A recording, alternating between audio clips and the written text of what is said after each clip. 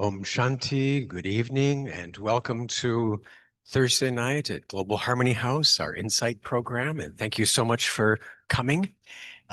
It was scheduled as something else. It was spiritual magic. And the topic, spiritual magic, is going to take place tonight because now you see it, now you don't. The presenter was named Eric, and he has generously allowed our guests to be the ones who are going to share. And so another time, if you came to see spiritual magic, we'll try to do that. Maybe next year, we'll see how it works out by popular demand. But tonight, because we had a visitor from our headquarters in Mount Abu, India, in Rajasthan, we thought it would be much better to have him come and share. And to help us with that, I'm going to be very official and read the biographies that were presented to me. Can you hear okay? Everybody okay? Are you comfortable? Are you happy? Are you going to clap a lot and smile and say, wow, this is going to be a great night? Okay. That's my hope for all of you. It's going to be a great night because one of our interviewers, speakers, physicians, Dr. Sushil Sagar, and so you get a sense of the gravitas of this evening, is in a nephrology professor of medicine at NYIT, Hofstra Northwell, the School of Medicine there. He's also the director of the DeVita Dialysis in East Islip and Deer Park, St. Joe Hospital, Bethpage, New York, Long Island Kidney Association. I might have jumbled up some of those, but it sounded very important. And so if you're not feeling too well, we've got one doctor. And if you have other ailments, we are going to have, so why don't you come on up, Sushil Bhai? That was his long introduction. So you can have a seat. And Sushilbhai is a regular here and on Long Island. And so he is not the one who has traveled from India to be here. Okay. It was a long trip on the LIE, but it's not quite the same because we have the good friend. Okay. Are you special? Welcome. All right. Excellent. Good job. Okay. And we also have our good friend, Dr. Pratap Midha, and he is visiting physician from India. Dr. Midha serves as the additional Secretary General of the Brahma Kumaris and is also the director of the Watumull Global Hospital and Research Center. It's in Mount Abu. And Dr. Midha has dedicated his life to the integration of modern medicine with spiritual wisdom, leading numerous health care initiatives under the Brahma Kumaris. I did my best. That was there. And so Dr. Pratap, he is on a tour and is leaving back to India tomorrow. And so it is a very special honor to have him with us. He runs the hospital there. They do amazing work. It is outreach and it is for the natives and the locals there. And so if you can afford care, you help. And if you can't, then you still get it there anyway. Not quite our system here. So have a seat. And we have another little magic trick that we're going to try because you came for spiritual magic. I have these little things, and I'm going to see if I can put them on you. Well, I don't know if it worked. Let's see if I can clip it. Okay. And these are new wireless microphones. We are hopeful that they will amplify the voice and that they won't interfere with each other. And if it works, it'll be magic. So why don't you turn on the volume for those? And can I hear you say hello and good evening? Om Shanti and very good evening, everybody. Okay. And how about yours? Om Shanti. and very good evening and namaste from India. And we need a little more volume, I think, on theirs, not the mine. Is it okay? Does it need to be closer? The microphones need to be closer to them. So I trust that you can move it up closer to your mouth.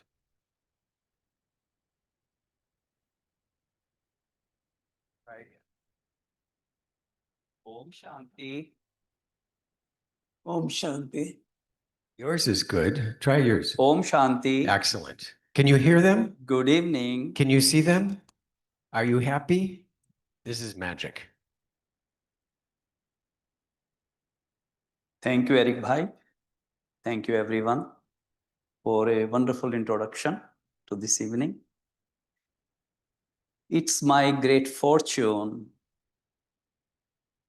to be with you and with Dr. Pratap here. Dear Dr. Pratap, namaskar. And this fortune is really giving me goosebumps. I'm feeling very, very honored to conversate with Dr. Pratap and to you guys. And as you know, the title of today's discussion really is the how we merge meditation with medicine and what is the pathway that it takes to heal the heart of humanity. So before we embark upon this journey today together, I would like to make sure you are all very comfortable. You are in your seats, very comfortably placed.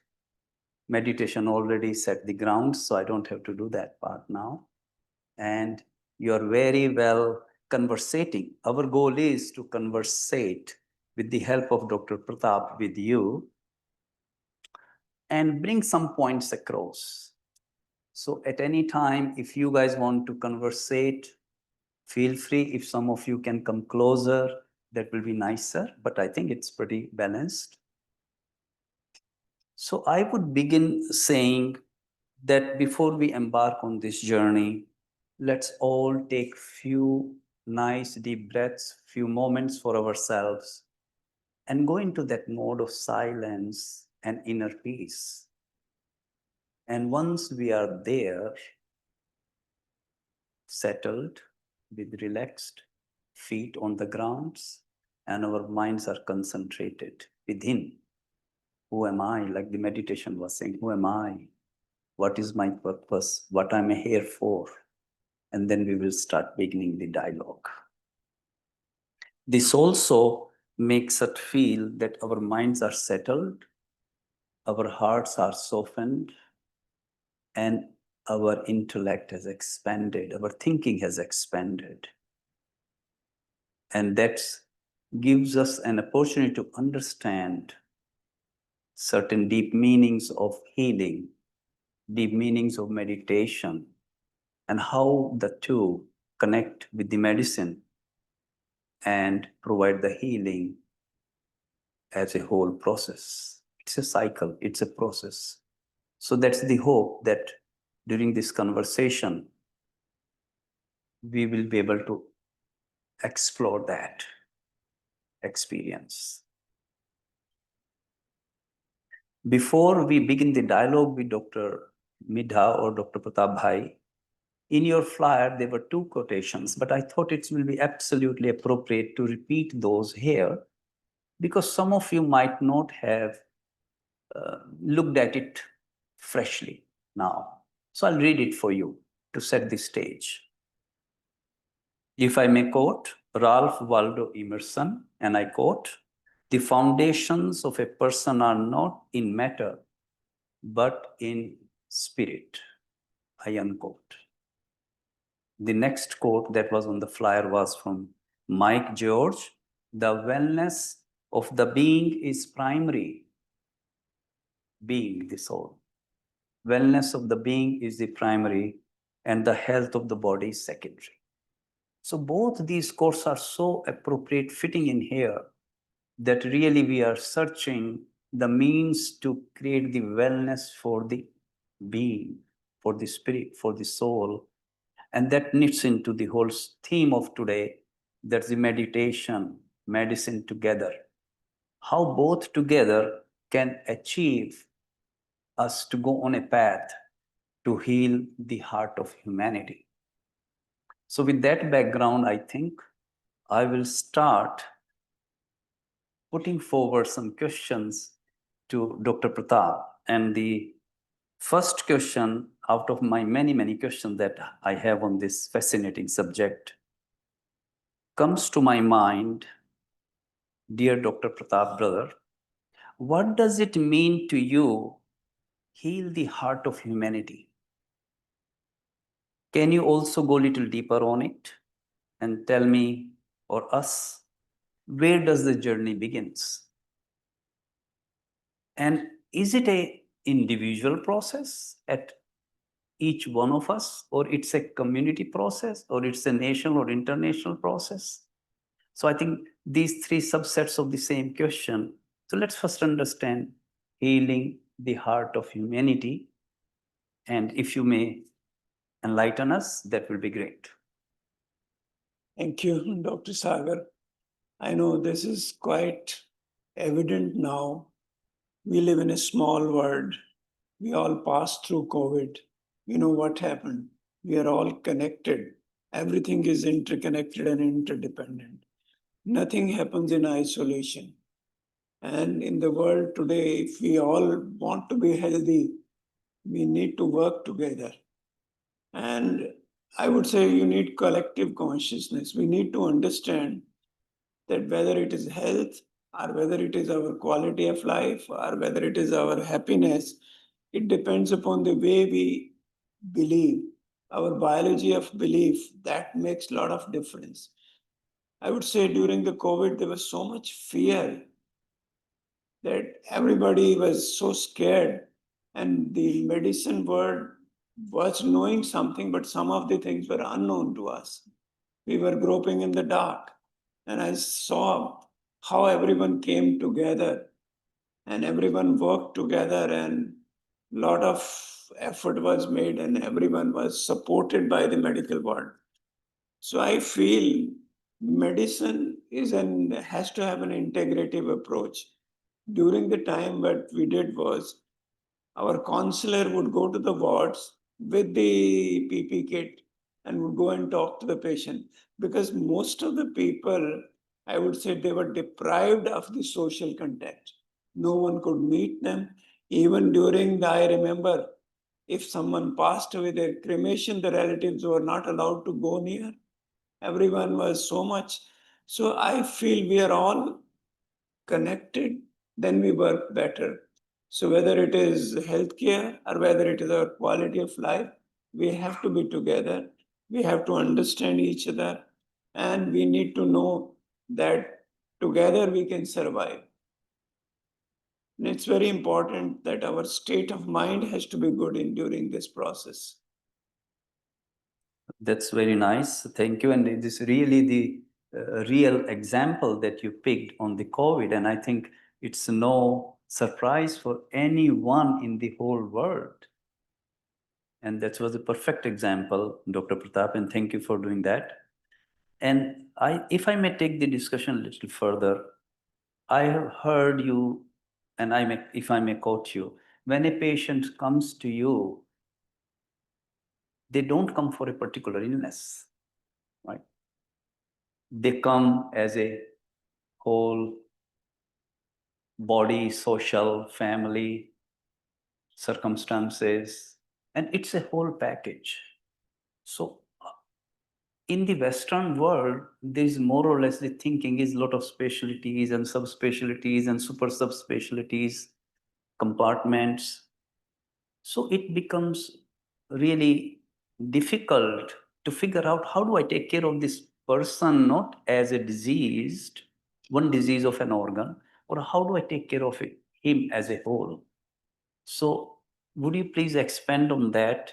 Because then that will lead on to my third question, and then we'll get connection of the meditation and medicine together.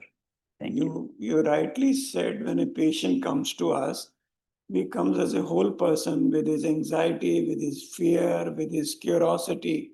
everything he comes along. And I've seen, as doctors, we have windows in people's personal lives. They come and share so many things with us, which they would not share with anyone else. So, as a young doctor, I had seen that if the patient is listened to, if the patient is given attention, the patient feels much better. Because it is a human nature, everyone wants to be listened to, everyone wants to be respected to. I remember when I was working in a public hospital, the patients were not able to judge the quality of care which we are providing, but they were able to say that we were not listened to, whether the linen was not good, the food was not warm, that they could complain. But I'm sure that in the ancient Indian medicine or even in the complementary systems of medicine, why they have become popular, like homeopathy. They go into so much detail, they spend so much time with the patient. And even in Ayurveda, we try to classify the person according to their personalities, and we go according to Vata, Pitta, and Kapha.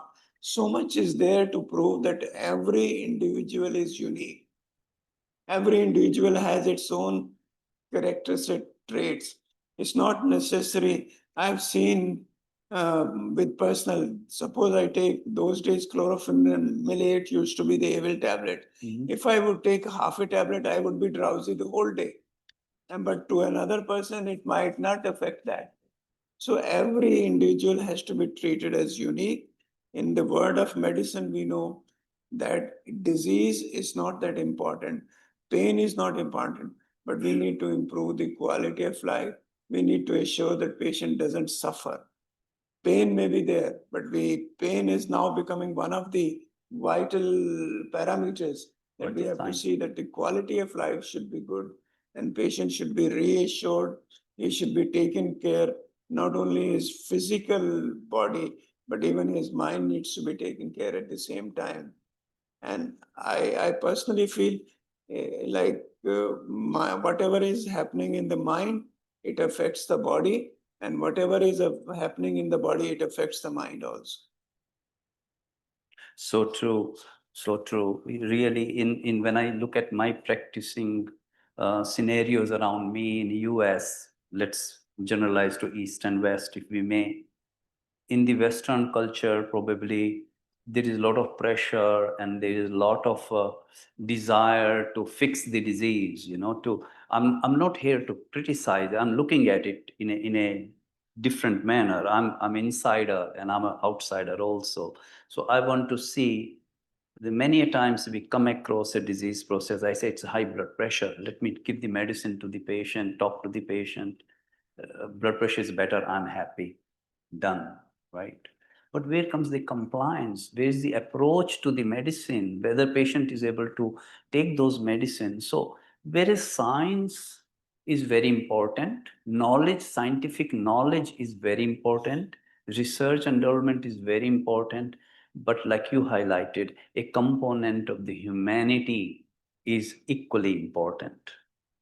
Sometimes I hear from my colleagues that, look, they give me 15 minutes to see the patient and move on.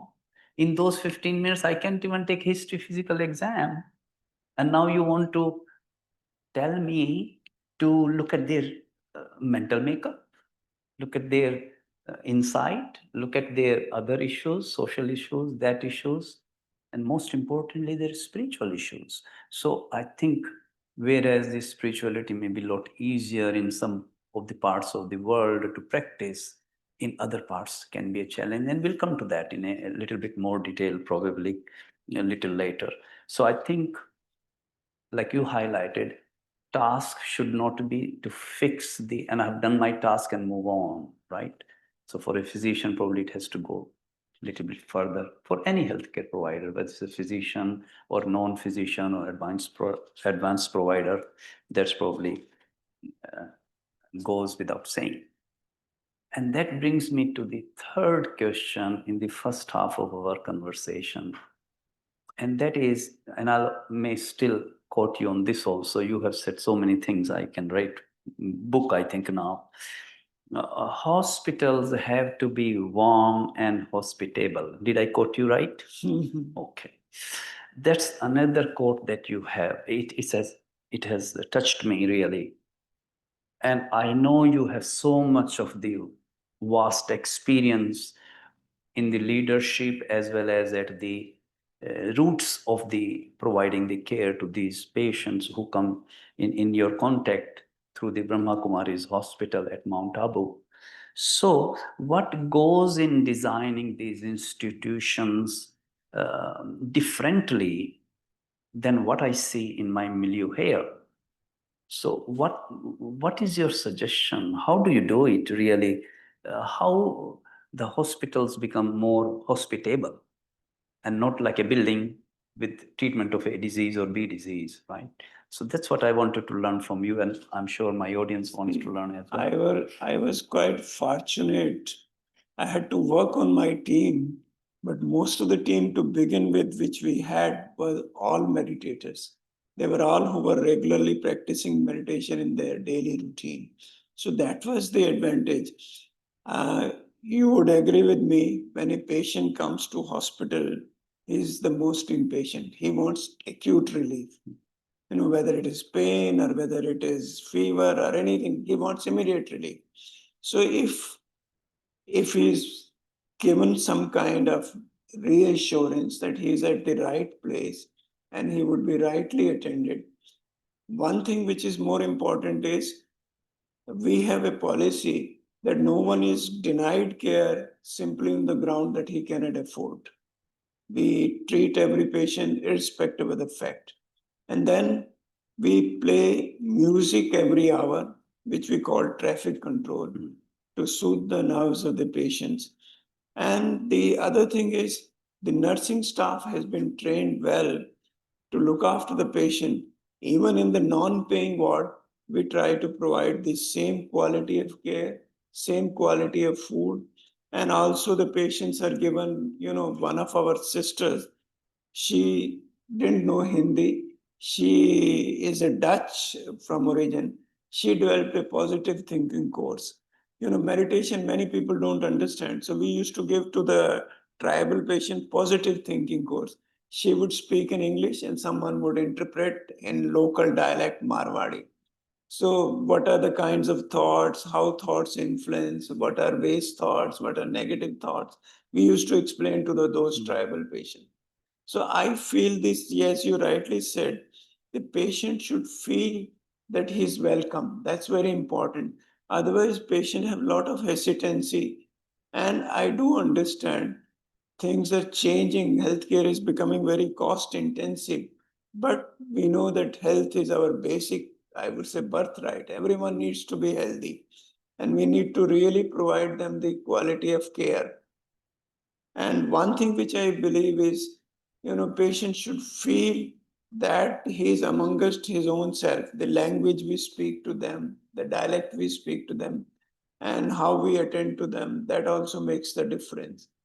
And as I said, doctors and nurses need to go back to their core values of caring, compassion, and some kind of peaceful way of handling the patients. Otherwise, I remember when I used to work in general hospital, there used to be so much crowd. You were talking of 15 minutes. We were not even able to give 3 minutes to the patient. It was so busy. I do understand that we are busy, but if we are able to listen with, I would say, apt attention, then we can capture that much also in 3 minutes. So attention has to be undivided, and patient has to be taken as it is a interaction between two human beings, not between the patient and doctor, but between the two human beings. That's lovely. And I think it reminds me of my mantra. And I shared this mantra in previous forums also. And the mantra is simple: we care. We care, if I might translate it. Welcome. W for welcome. Welcome home. Welcome the patient. Welcome by the name they want to hear. You know their childhood name. If you ask the patient, how would you like you to be called? It means tongue. But if you say, Mr. Smith, what can I do for you? Says, big difference. But if you take his permission, how he wants me to call him. And I call him exactly the way he wants. No, I want to call you right. So welcome, right? E, empathy. L, listening. So I missed it. We care. I faulted. V, W, E, C, compassion. Empathy, compassion. A, affective listening. Not hearing. Hearing is very different. I hear you is not the same. As I say, I listen to you. Tell me, I'm here for you. I'm here listening to you. So just a word change, but the meaning is so vastly different. Respect, R for respect, and E for encouragement or empowerment. And I'll give you one quick story, I think time permits me. If there is a child with a fracture of the leg and child is crying in pain, child had been getting pain medications and everything, but crying in the pain, parents are saying, oh, calm down, don't feel pain, you are okay. Child is not going to stop. If I go in and I say, John, what's the matter? I'm here for you. I know you are having pain. I understand. So see how I comforted him that I understand you have pain. I'm not dismissing the pain. And if I tell him, I understand the pain, and the best doctors are treating you too. And see, you're getting the best medicine. By these 3-4 statements, by now I have a full confidence of the child. And I have grabbed him with love. If I have love surrounding me and I have said these things to the child, I'm not doing any magical thing that called meditation, right? But I'm just practicing these virtues right on the bedside. So now the pain is gone. Child is smiling. He's shaking hand with me. And he said, if you have pain next time, call me, I'll come. So I think what you're highlighting is touching the soul, connecting with them. And then, now it may, I tend to disagree with some of my younger colleagues here who tell me 15 minutes and this and that. I said, you know what? If in those 15 minutes you have worked well with your intellect, you actually will be saving 12 minutes. Like you said, we treat in 3 minutes, right? So it will be very productive. We are not only treating the patient, we are also talking, which is not the subject today. We are also thinking of how can we help the healthcare providers to perform better without burnout, without anxiety, without the fear, without the worry. And they're ready to, oh, I have to go, leave this patient, go to next. Do it well here, then go to the next. So I think, and we'll come back to this point again in the second half of the conversation, the how meditation could lead the medicine on a right path to heal the community, to the society, to human beings. And I think you already introduced the subject of meditation. So I think we will move on to, I gave my perspective in US as I try to practice. And these practices can be utilized in our day-to-day as a healthcare providers. And you touched upon the pain and suffering. And so let's switch gears a little bit here. And we'll talk about the meditation component, because this is where we want to bring in the meditation into medicine, and then the pathway is a little clear to us. We all seek relief of pain and the suffering, right? How do you think, like you're practicing and your hospital staff is practicing, meditation integrated in our treatment plans help directly or indirectly? This is a really direct question to you now. That, okay, we did meditation. How did it help giving the outcomes, better outcomes? If we didn't have meditation, let's say in one hospital, but meditation practice in another hospital, how do you compare the two scenarios? See, the problem today is the principal cause of illness is the way we live our lives. That is our lifestyle. Most of the patients need to be told that they need to mend their lifestyle. And we find that particularly in heart patients, where we did a lot of work on that it is not just hypertension or diabetics, but even people who are non-hypertensive and non-diabetic, they also suffer from heart disease. And I've seen in India particularly, the young doctors succumbing to heart attacks. They know everything. Knowledge is not the only solution, but we need to understand that we know certain factors are risk for heart disease, but then there are certain unknown factors like stress, lack of sleep, over competition, over ambitious, what we call the personality, want to accomplish too much in too little time. So all those factors also amount. And then, we do understand that workplace stress is there, family stress is there, all those things are there. And pressures we cannot do away, stress we cannot do away.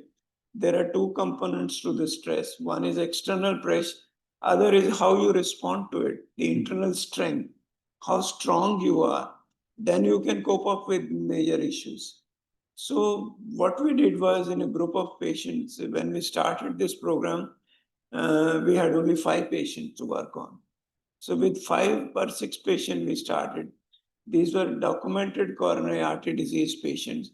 We invited them with their spouses, they came to us.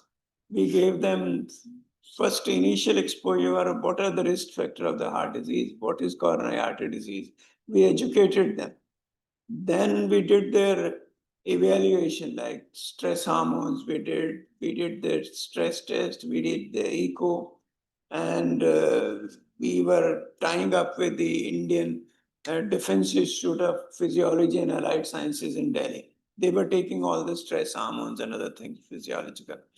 And then we gave them meditation, exercise. Exercise was just very simple. 40 minutes brisk walk in the morning and 20 minutes gentle stroll in the evening. We taught them meditation. We had some kind of session, we call them opening the mind session. And where they could open up, we had psychological questionnaire for them.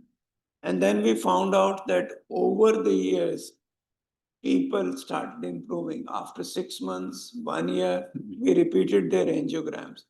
And now we have almost done about more than 10,000 patients we have done. And these patients come in groups of 50. They stay with us for 1 week. And we don't tell them any difficult things, simple food, which is more of coarse grains, fruits and vegetables. Exercise is simple walking. And then practice of meditation. Meditation is also very simple. Here we are trying to focus on our real entity. What is our truth? What is the truth behind our existence? We know, like in medicine, with a psyche or soma, two components of our personality. So we tell them psyche is consciousness, psyche is our thoughts, psyche is how we react in a certain situation. That could be because of our mindset, our attitude, what we call. So we tell them how to really change their attitude also. So it all depends upon, we slow down our speed of thoughts when we sit in silent meditation and positively consciously create certain thoughts which are based on reality. And one of the basic realities, we all human beings love peace, we love happiness, we love empowerment. No one likes to be helpless. So that is our original nature. So we try to focus on our original nature and tell them that this is what you see today is all acquired over the period of years, from your peers, from your siblings, wherever you are. Yeah. So you acquire certain things like jealousy or hatred or competitiveness. But our original nature is to be peaceful and loving and feel powerful. So that is what we tell them. And the second part is how to connect with the supreme source of power. We all know that we are children of the same Father. We are all non-material beings. And so God is also metaphysical or non-material being. We try to connect with that supreme consciousness. And when you connect, you feel strong because you feel the company of the God. It's not just simple meditation, but we focus on meditative way of life. It is not that you practice meditation during the day, but meditation has to be carried to your workplace. You have to change your mindset. And when you have that meditative way of life, then you can feel the difference. We even found that there was difference between open-eyed meditation and closed-eyed meditation. We did the EEG and we found that people who are practicing an open-eyed meditation, they were more relaxed and more comfortable. So we feel that meditation is like, has to be integrated with our work, with our family, with the way we react, the way we act, all that has to be taken care of that. Once you do that, then you feel that the change in your physiology would be proportionate to your adherence to this, all this. Because whether meditation or exercise or food, all this you have to do it. Doctor would only advise you. You are being empowered to carry out that. So adherence to the program is proportionate to the improvement. That's great. The study you quoted really very exciting, that over 10,000 patients coming in the batches of 50s. And so it only means that they get healed at the very cellular level too, you know. So some of the changes that our body has inside structurally, like a pathology, by meditation or those kind of practices, they are healing. And if I may ask you, there are obviously, with the meditation, there are a lot of hormonal changes that take place.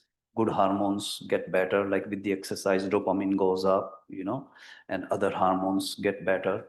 And then non-desirable hormones will go down as we relax.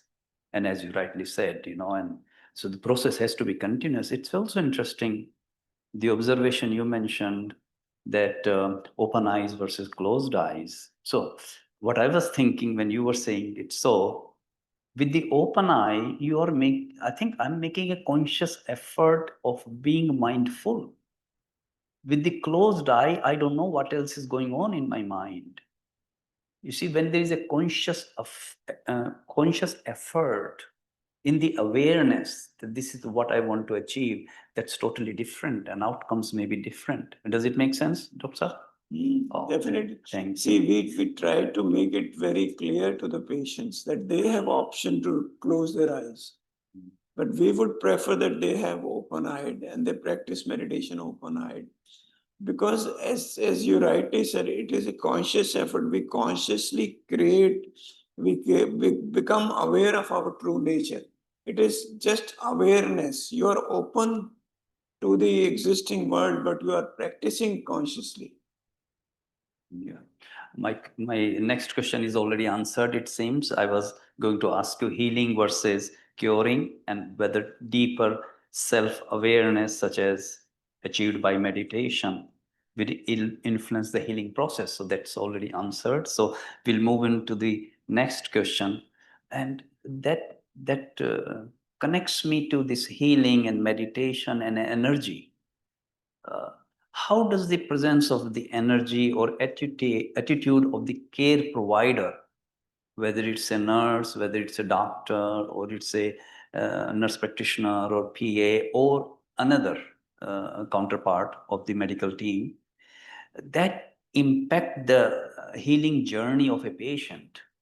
So I guess this may apply to all the subsets of the people who come into the interaction with the patient, or it is somebody plays bigger role than the other?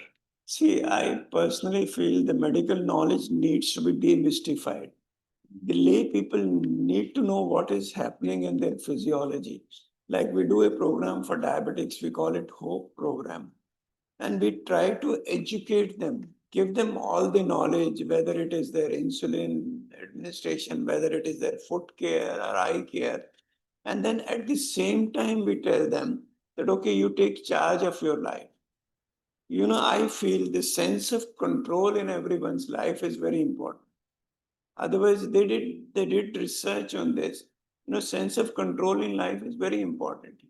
We have a home for elderly also. We didn't do the research, but what I studied, in a home for elderly people, one group was given the choice to select their menu, the kind of entertainment they need to have, and kind of plant they need to keep by their bedside. The other group was just taken care, whatever was someone else was deciding for them. So it made all the difference. The patient needs to make choice. Patient needs to be empowered. I feel once the patients are empowered, like I would say the simplest thing is everyone wants shortcut in life. For obesity, they would not like to do exercise, they would like to have bariatric surgery. If they have anxiety problems, they would, even in a medical gathering, I was asked a question. If we can have the same effect with a tablet of Valium, why should we practice meditation? Because meditation is not just for physical benefit. Here at the Brahma Kumaris, we feel that it is for our growth also. It is for the harmony in relationship also. It is also for the sense of control in life also, what we call the self-mastery. So we need to be our own master. Once we become our own master, we are able to guide, we are able to steer well. That is what the meditation achieves. Very interesting and very, very nice. Thank you for clarifying some of the doubts of my own. And then I was just thinking that since it is so important, that's coming from a great experience, longitudinal experience, should such practices become the part of the curriculum in schools, colleges, medical institutes, medical providers, whether it's nurses, doctors, or other advanced providers, we call them here nurse practitioner and PA.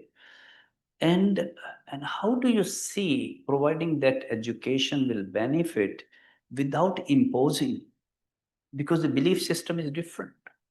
So how do I avoid that? Because I'm sure if I present it to one of the universities here, probably it will eventually, and we'll come to Vihasa at some point in time, I hope, if time permits. So these are very, very useful thoughts that they should really penetrate at the educational institute level. Where are we with that currently? Is it happening in India? I feel the West has taken that lead. Spirituality is being taught to the undergraduate students. Now in India also, the National Medical Commission, they call it foundation course, in which they talk about spirituality, they talk about values and ethics in medical profession. So change is happening, and it is it's part of their curriculum, and Brahma Kumaris have been associated with that.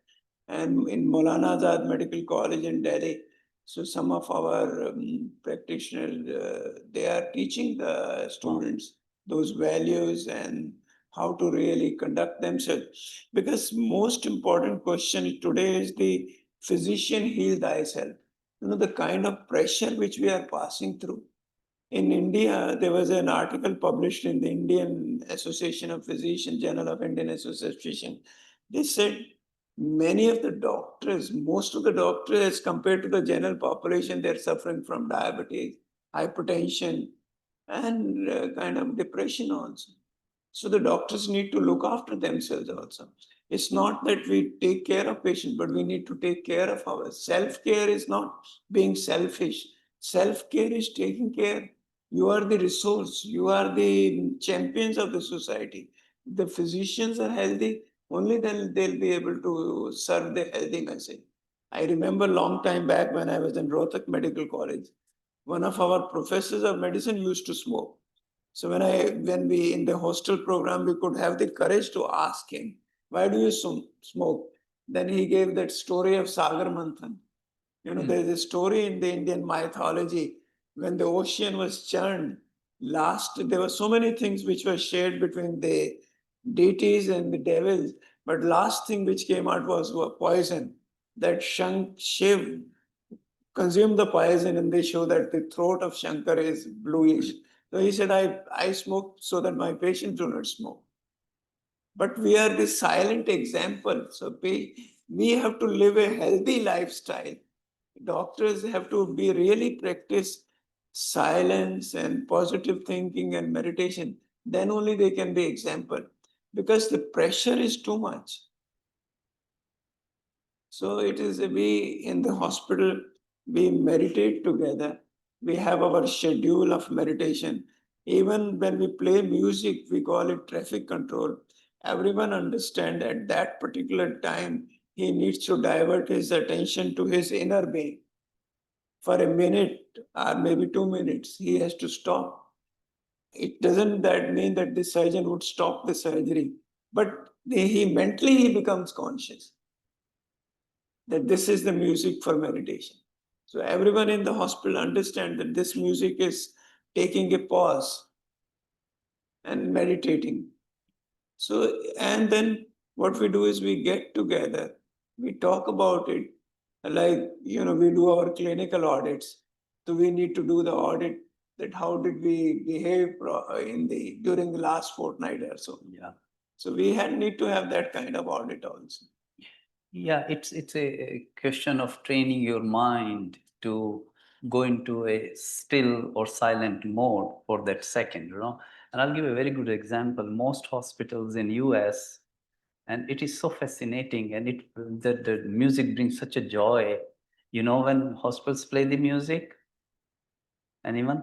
Hospital plays the music for a minute or half when a baby is born. Now imagine the nurses, doctors, everybody in the house going through the chaos, and suddenly music goes on, and they say, "Oh, baby's here." So how everybody's mind knows it, the baby's here, and that moment is a really super sense of joy that you can feel in so many eyes and so many faces just light up. So, and the same way, like what we do, and we practice it religiously here as well in our center, and all the centers of Brahma Kumaris, I would say, traffic control. So that's the traffic control. Music starts, you are statue. And then that statue doesn't mean physically you become statue, you stop. So your mental faculties, your physical faculties all come to stand still in a adapted manner. That's what I've acquired. So that's very fascinating, Dr. Saab. And really, I've been enjoying I don't know how the audience is doing here and how the Zoomers are doing there, but I'm really having a marvelous time, I would say. And I will now, whether you want to speak a few words, although I was surprised when I must say my ignorance, when you said in US or in Western world, it's taken a lead actually into the health or non-health institute. A lot of research on behalf has happened in the Harvard Medical School. One of the gentle Harvard Benson, who probably, I would say his book, The Relaxation Response, made kind of revolution. That he documented that every one of us can elicit relaxation response, opposite to the fight flight response. He said, if we just stand still, sit still, focus on something, whatever you're doing, maybe it could be mantra, it could be your breathing effect, it could be on kind of music, and you can elicit the relaxation response. So it's very important. And I met another gentleman in Australia.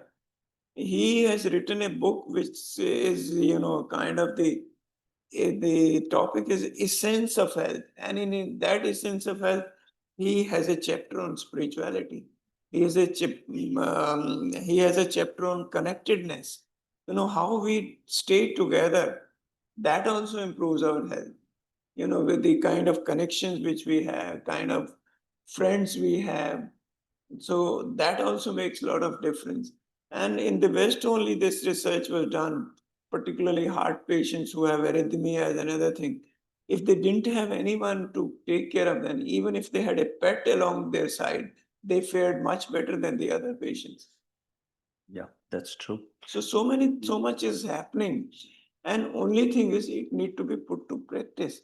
Dr. Craig is the head of the general practice there in Monash University. I met him personally, and he's using all his research and skills in the treatment of patients.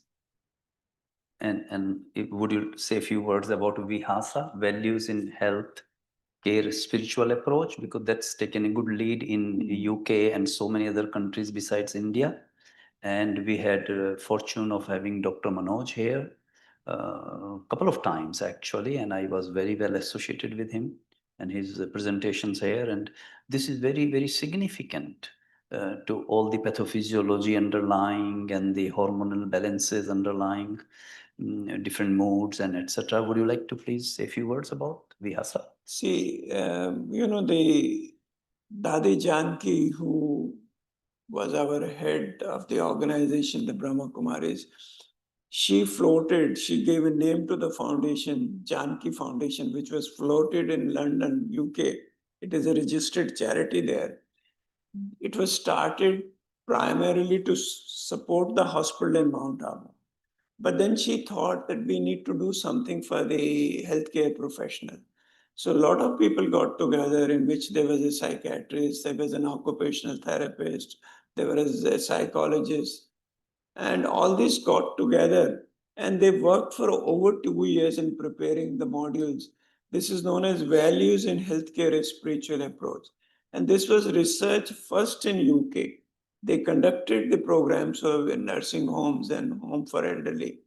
And there are 7 modules in it, like why values, and then peace, positivity, cooperation, compassion, self care, resilience, all these chapters are there. And then there are no lectures in this program. It is like kind of an experiential program. And there are certain tools are used like visualization, playfulness, reflection, meditation. All these are creativity. All these tools are used to experience your core values. And with that, people accept what are their values, what kind of music they love, what kind of songs they appreciate, what is their role model. So kind of exercises there. It is a such big book which is full of exercise. And we conduct that. And when we conduct the program, we have a team of people. It is not just physicians, but there would be nurses in it, there would be paramedical staff in it, there would be administrative staff in it. That for the whole group of 30s, then we conduct the program through exercises, and they're able to feel it, they're able to experience it. Once you experience something, then you can put it into practice. So how the values are important to us and how we can relive the way, I would say, the mission when we started. Dr. Aruna is there. I was talking to Dr. Sagar that as a young doctor, I loved her style of working. She was so much committed and loving to all the patients. We used to see her working. So it's a pleasure to be practicing values. And when you enjoy something, then it becomes integral part of your life.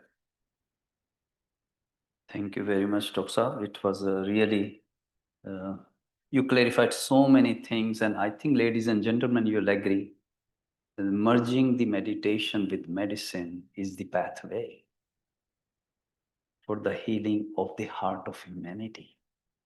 I think you have done a great justice to the subject, and I was so fortunate to be associated with this program.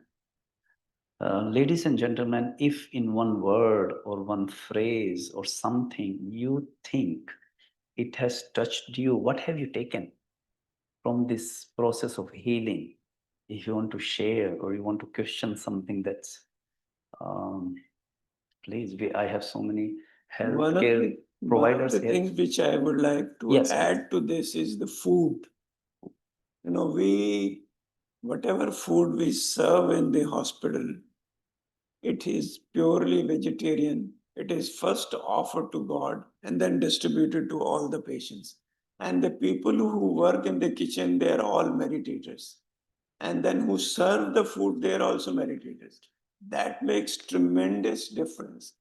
We serve patients the food, they love it, and they may not understand the significance, but significance is there that food also is with positive vibrations, and vibrations make all the difference.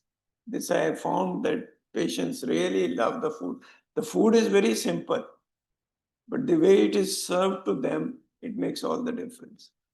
I think it reflects the love and care, that we care. Yeah. So we have so many. Yes, please. You have a question. We need a mic, maybe. Have a mic. Oh, you have a mic. Thank you. And I would be happy to share this mic with someone who would like I to think use over, the mic. over there, the last row. Did I walked right by? So Thank you for the wonderful presentation.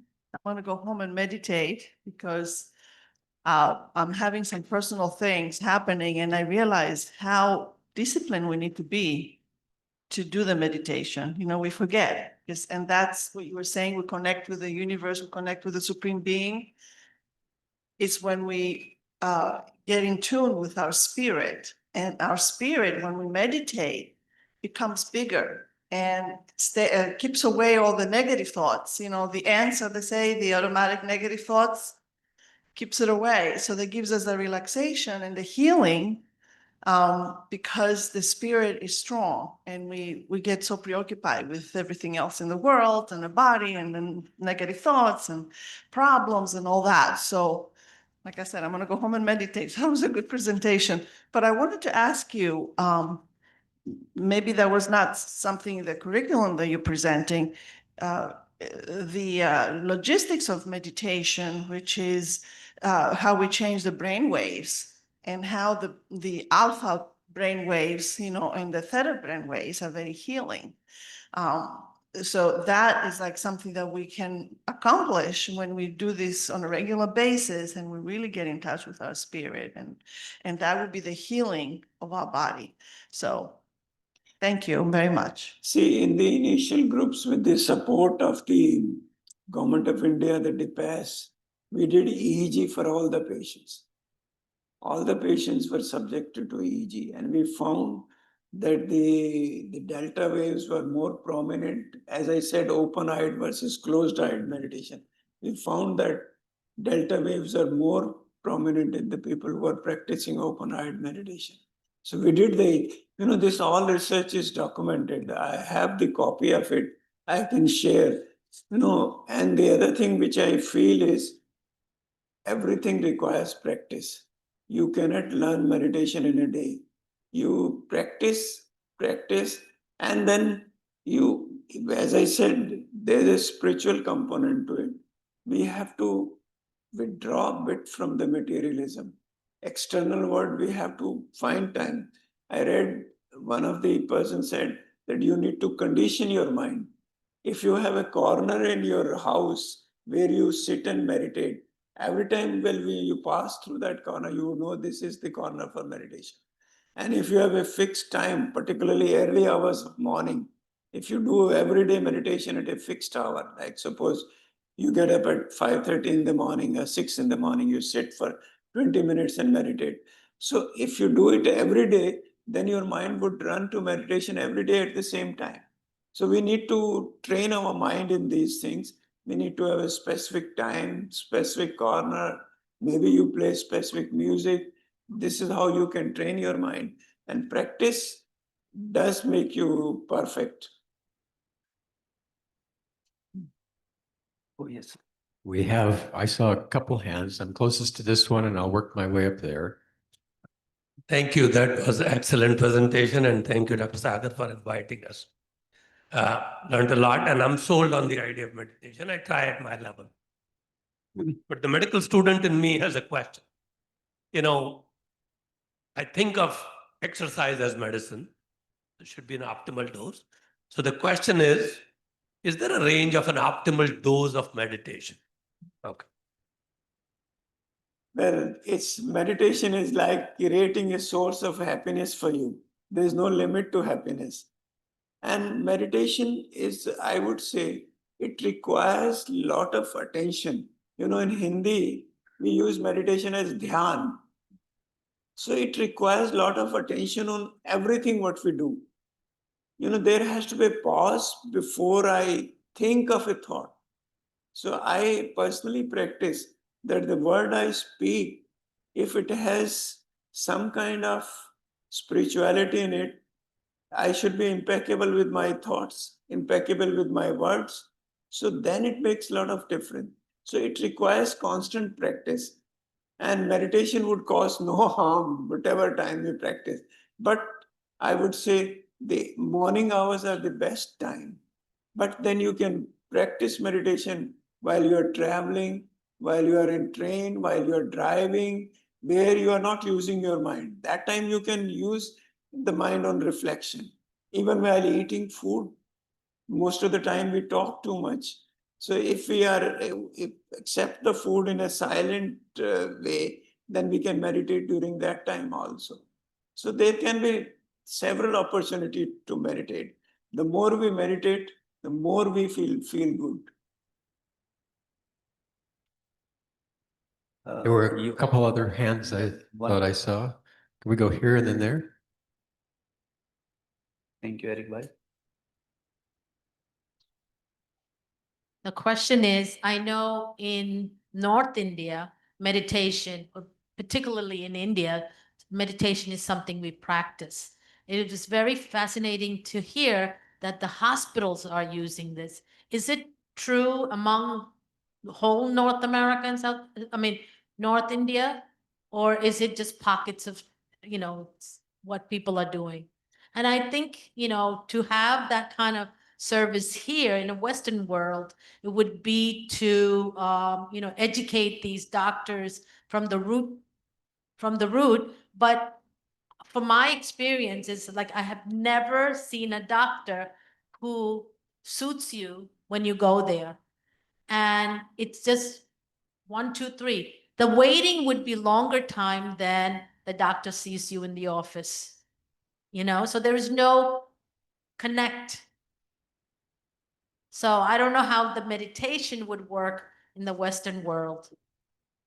See, as I said, the most of the research has happened from the West only on mind-body medicine. There's a book which has been produced in California. The book is Heart of Healing. And he talks of all the factors which promote healing. Healing is a natural process. Like suppose I fracture my bone, the doctor would fix it, but the healing takes natural way. So we all have that potential within ourselves.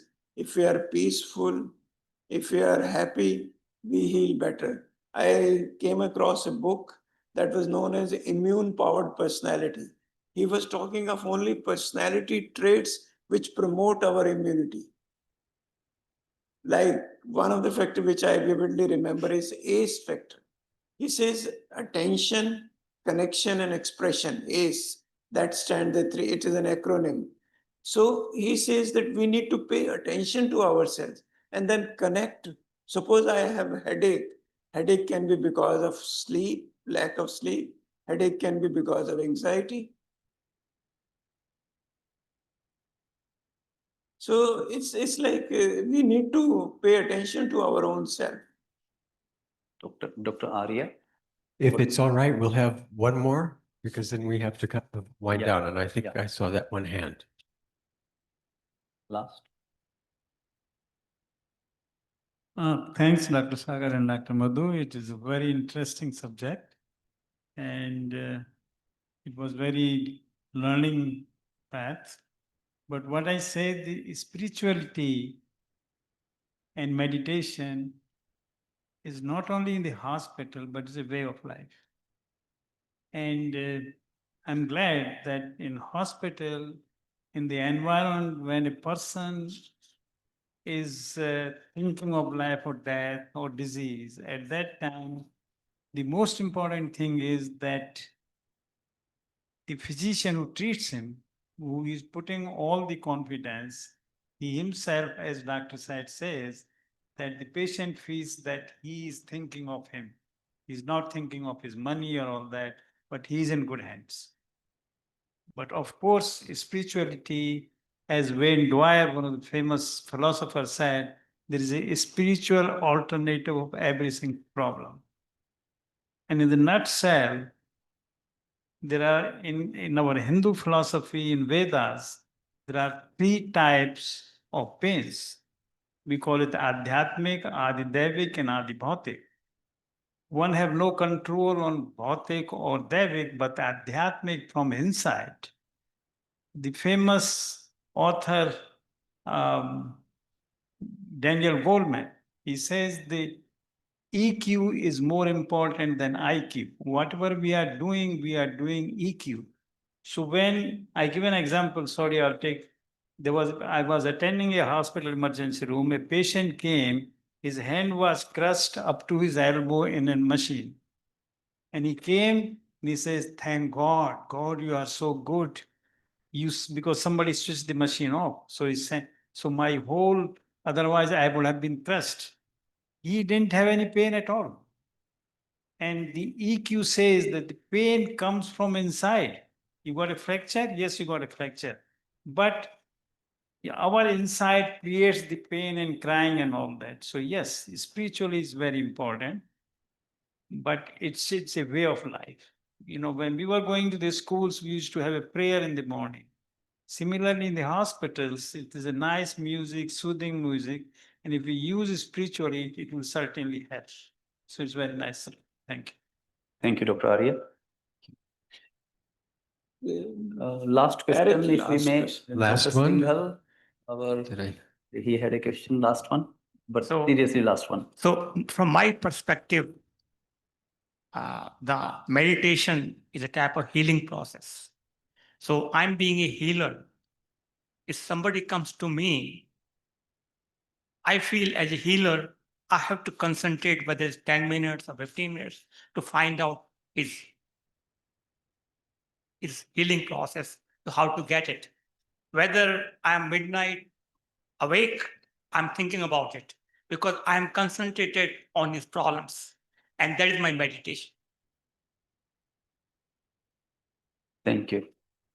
Thank you, everyone. You know, if we look at the Latin word meditation, the root is meriter, which means healing. Very simple. You rightly said it.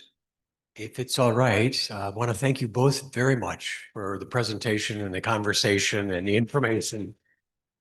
Thank you. However, I heard a lot of words, but I also heard that they have power to heal. So would it be possible to experience a few minutes of the healing meditation and allow us to join you in that experience? Could you lead us in that for a few minutes? Would that be okay? And if we have a little background music to kind of soften the sounds, that would be great too. You can stay.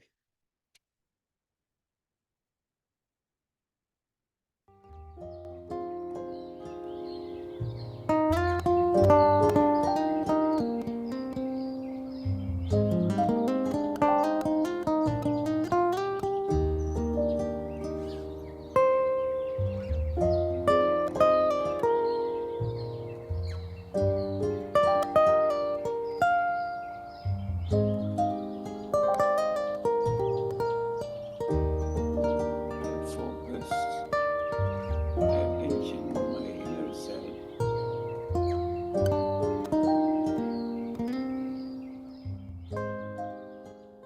My inner self is peaceful,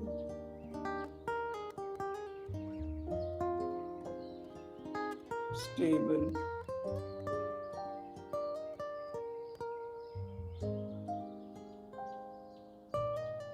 and I share my vibrations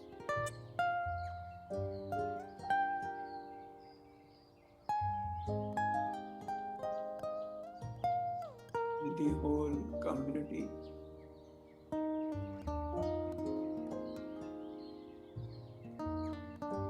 My vibrations, peace, love, and healing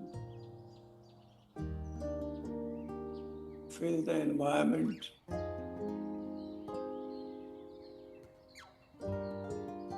and everyone benefits from it.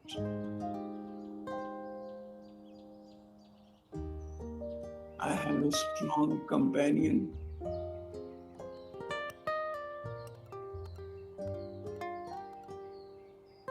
That companion is my mind.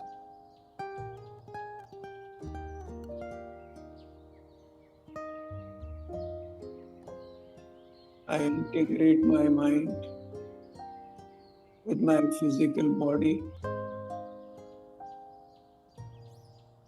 and give healing vibrations to my physical body.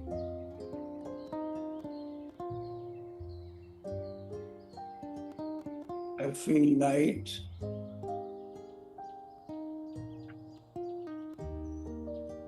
I express my gratitude, my physical chariot.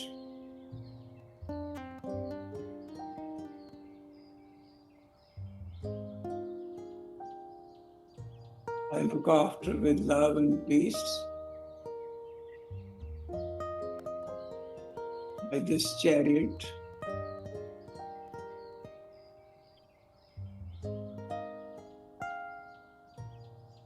it has been with me through tough times.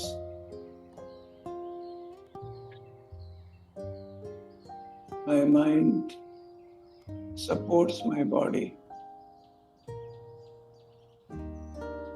and I have a sense of purpose and meaning in my life. I feel with my powerful vibrations.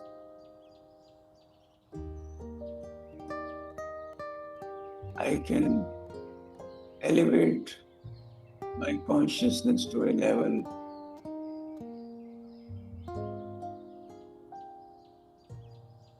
where I am the master. I'm the master ocean of peace. I'm the master ocean of love.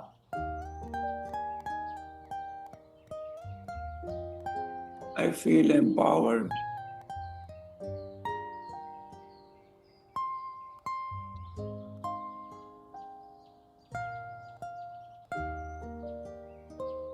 I heal my heart.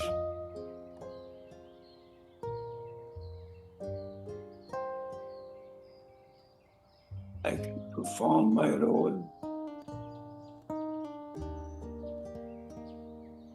in equanimity and peace.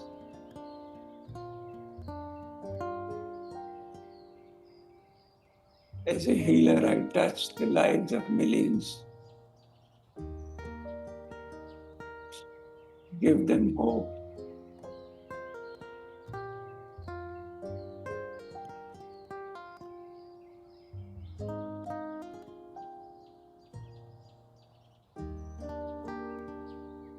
I know my real identity. I'm a point of light.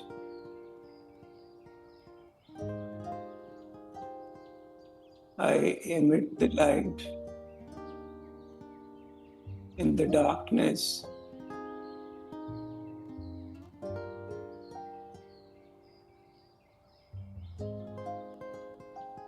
I feel in company of God.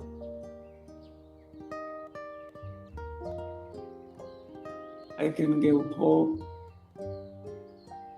to millions and millions.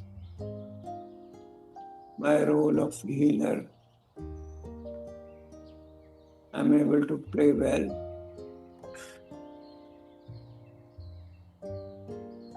Whenever at my workplace, I'm conscious of my role and become aware that I have great responsibility to nourish and nurture the whole community with powerful vibrations.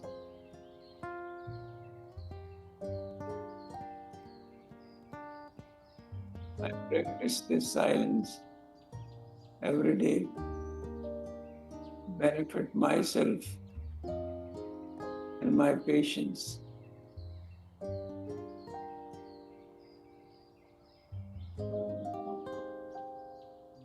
Om Shanti. Om Shanti. Om Shanti, a greeting of peace. We are peaceful. And thank you for taking us into the peace. Want to thank both of you, Dr. Sushil, Dr. Pratap, Thank you. and thank you all for participating and creating this atmosphere that brings me hope also. So I am hopeful you have a couple more minutes because I'm going to ask Dr. Sushil to stand up and then come on down and invite Sister Uma, who's one of our teachers here, because it's our tradition to give you a little sweet and a little blessing. And so to have you come up here, you can stay. I'm hoping that it'll work out. Am I getting directions? I have to go. You have to go. All right. So why don't you stand up? Give a little wave. Thank you, everybody, for coming. Thank you for being here. It was wonderful. And if it's all right, you won't need this. And you won't need this. You like it. Okay, well, then you have to stay on the stage. But they work pretty good. So thank you both again very much. But we'd like to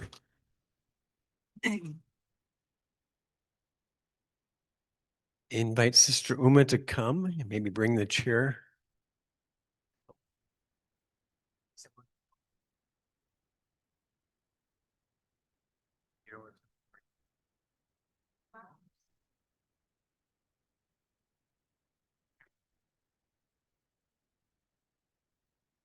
And so our plan now is, yeah, it's a little tricky in there.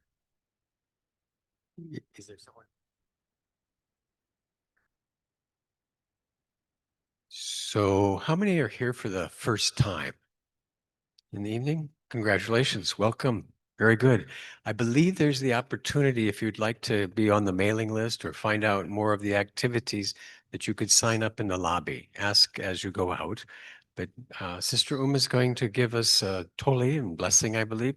And if it's okay, there's plenty and there's no rush. It's nice and cool in here, actually. So if you might be able to come from this side, kind of walk to me, she will give it here and then exit out that sign. And those who might not be on our mailing list, you're quite welcome to check in the lobby as you go out. Okay. We talked about spiritual magic. She went that way. She comes this way. It's like magic. So lots of things are going on. So peacefully, lovingly, and with that medical hope in your mind, you can start to come in this direction. Those who would like to, nice and easy, and then come and have the blessings from Sister Uma and Global Harmony House. Thank you so much all for coming. Om Shanti.